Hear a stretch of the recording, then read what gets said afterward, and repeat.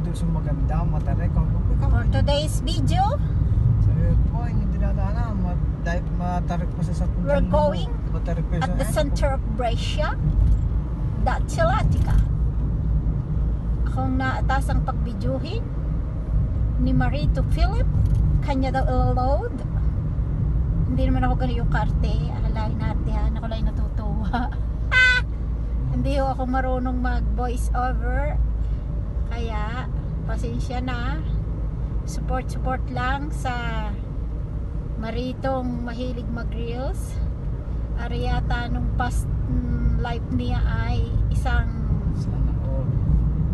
artist, isang personadyo ng mga anong tawag doon, yung mga theater. Kaya ari ay mahilig sa mga garni, mahilig sa mga pakitang mga kalikasan kung saan siya nabubuhay, gustong i-share sa mga kaibigan kung saan ang kanyang mga pinupuntahan araw-araw, kanyang mga routine. Yan, mahilig siyang dumaan dito habang nakasubaybay sa mga group. Una pang tingnan ang update ng group. Yan, nami-miss namin ang magtanim pag nakikita ng mga ganitong mga kalapara ng mga binungkal na lupa. Kaya kami nabubuhay ng tahimik para rin nasa Pilahan, Mabini, Batangas.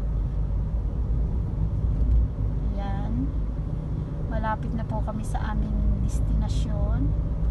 Kaya siguro mapili ko ng patayin para napagbigyan na ang bawat isa.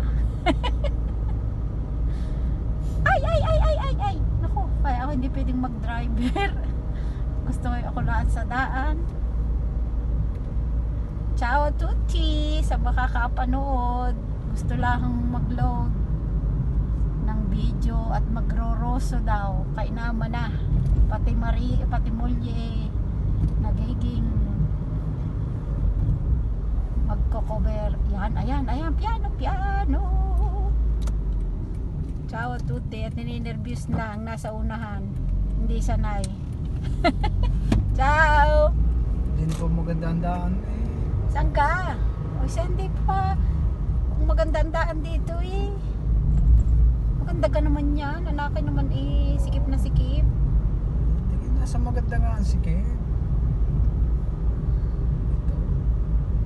Forward ko rin sa iyong account.